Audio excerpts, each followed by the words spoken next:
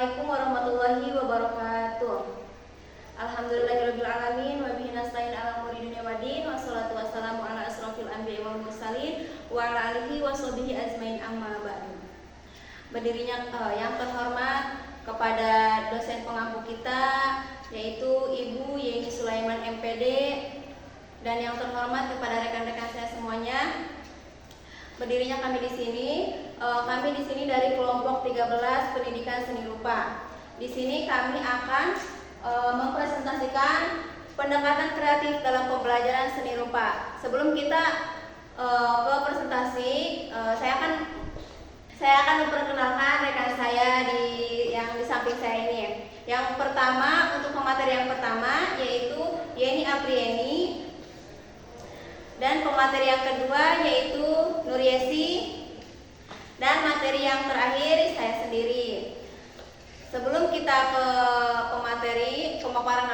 pemaparan materi, mari kita bersama-sama melafadzkan ayatul basmalah. Bismillahirrahmanirrahim.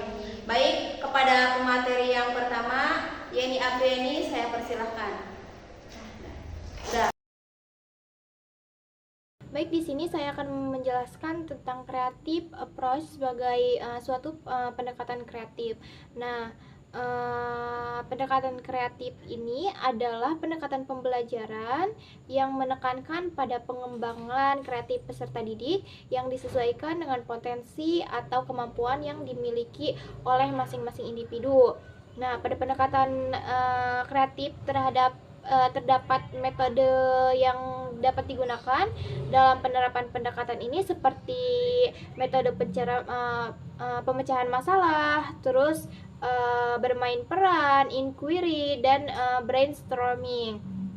Nah, penerapan kreatif approach ini sebagai suatu pendekatan kreatif yang dianggap mampu meningkatkan kualitas siswa. Maka dari itu, pendekatan ini sering digunakan oleh sekolah ketika proses pembelajaran berlangsung. Nah, didukung dengan adanya model dan metode yang terdepan dalam kreatif approach ini diharapkan akan menambah kekreatifan pembelajaran di kelas. Nah, ada juga menurut istilah pendekatan approach ini dalam pembelajaran menurut Sanjaya adalah sebagai titik tolak atau sudut pandang kita terdapat proses pembelajaran. Nah, istilah pendekatan merujuk pada pandangan tentang terjadinya proses yang sifatnya masih sangat umum. Nah, oleh karena itu strategi dan metode pembelajarannya dalam pendekatan approach ini yang digunakan dalam sumber dari pendekatan tertentu. Oke, mungkin itu saja tentang pengertian creative approach sebagai suatu pendekatan kreatif. Terima kasih kepada Yeni Aprieni, dan untuk pemateri yang selanjutnya yaitu Nuryesi, kepadanya dipersilahkan. Halo teman-teman, di sini aku mau ngejelasin tentang problem solving. Apa sih yang dimaksud dengan problem solving? Problem solving atau pemecahan masalah adalah metode pembelajaran yang menantang untuk siswa karena mereka disuruh untuk mencari solusi terhadap suatu permasalahan yang diberikan oleh gurunya. Tujuan dari metode pembelajaran problem solving ini adalah untuk mengembangkan keterampilan berpikir kritis dan juga kreatif sehingga si siswa dapat memecahkan permasalahannya tersebut secara mandiri. Adapun langkah-langkahnya, yang pertama yaitu untuk menyajikan masalah, yang kedua yaitu mengumpulkan informasi terkait, yang ketiga yaitu menganalisis masalah, yang keempat yaitu menyusun solusi, dan yang kelima adalah menarik kesimpulan. Nah, adapun contoh dari metode problem solving ini adalah misalnya seorang guru memberikan permasalahan terkait tentang matematika, soal cerita. Misalnya seorang guru membacakan permasalahannya soalnya seperti ini.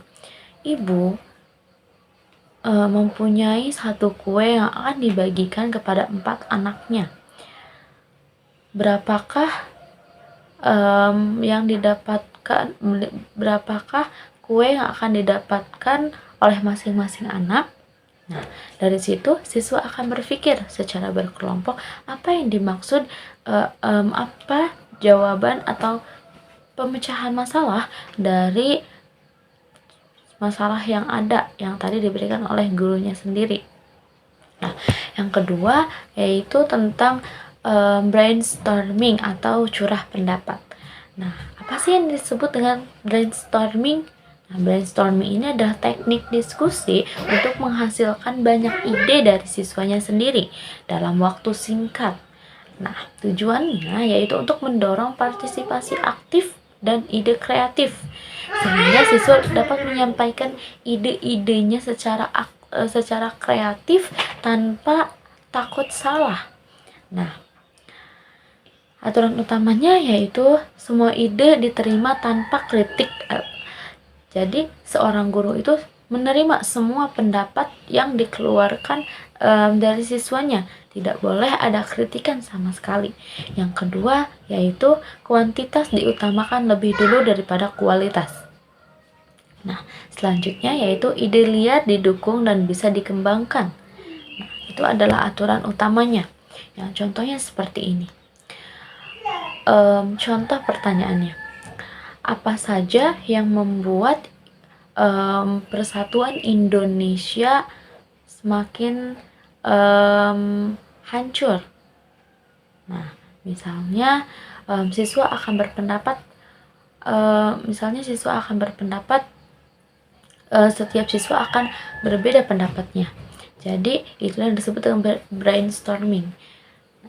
Jadi si guru itu menerima semua pendapat yang dikeluarkan oleh siswa-siswanya tanpa mengkritik benar ataupun salah. Nah, itu disebutnya dengan brainstorming. Selanjutnya yaitu role playing atau bermain peran. Nah, di metode role playing ini siswa memerankan tokoh atau situasi tertentu untuk memahami peran dan nilai yang terkandung. Tujuannya untuk meningkatkan empati dan permasalahan sosial dan melatih komunikasi dan kerjasama. Contohnya, siswa bermain peran sebagai dokter dan pasien untuk belajar tentang kesehatan atau juga tentang bahasa Indonesia. Siswa diminta bermain peran sebagai pedagang dan juga pembeli yang ada di pasar. Nah, itulah disebut dengan role playing atau bermain peran, metode bermain peran. Selanjutnya adalah inquiry. Inquiry adalah pendekatan pembelajaran yang mendorong siswa untuk menemukan pengetahuan melalui pertanyaan, observasi, dan juga eksperimen. Nah, tujuannya yaitu untuk mendorong rasa ingin tahu siswa dan mengembangkan keterampilan berpikir ilmiah. Adapun langkah-langkahnya, yang pertama yaitu merumuskan pertanyaan, yang kedua menyelidiki secara mandiri, yang ketiga menarik kesimpulan dari temuan, dan yang keempat adalah mengkomunikasikan hasil. Nah, contoh dari inquiry ini, misalnya seorang guru menyediakan alat-alat praktek atau eksperimen, selanjutnya siswa diminta untuk melakukan percobaan. Dan di situ siswa akan belajar secara mandiri akan perubahan yang dilakukannya atau eksperimen tersebut. Nah, selanjutnya hasilnya pun siswa akan mengetahui sendiri pada hasilnya dan si siswa akan diminta oleh guru untuk mempresentasikan atau menarik kesimpulan dari hasil eksperimennya tersebut atau percobaannya tersebut. Nah, itulah yang disebut tentang metode inquiry. Dan materi yang terakhir saya sendiri. Baik, di sini saya akan menjelaskan tentang nilai karakter yang dapat ditransformasikan melalui strategi pembelajaran inquiry. Di sini ada beberapa nilai karakter. Yang pertama yaitu kedisiplinan. Kedisiplinan ini strategi pembelajaran inquiry tidak akan berjalan jika tanpa kedisiplinan tinggi dari peserta didik dan guru. Disiplin di sini bukan sekedar konsisten, tetapi lebih kepada mengikuti prosedur dan langkah-langkah pembelajaran secara tertib atau prosedural. Nah, jadi kedisiplinan di sini itu yang bisa juga kedisiplinan waktu, kedisiplinan seorang guru memberikan materi dan lain-lain. Terus yang kedua yaitu kemandirian. Nah, dalam strategi pembelajaran inquiry, nilai karakter kemandirian ini akan tertanam dalam diri peserta didik jika proses pembelajaran diformulasikan jawaban atas masalah atau pertanyaan yang dibahas dan lebih cepat dan hasil yang akurat. Mungkin itu Secara saja konvensional. pemaparan materi dari kelompok 13. Kurang dan lebihnya saya mohon maaf. Billahi taufiq wal hidayah. Wassalamualaikum warahmatullahi wabarakatuh.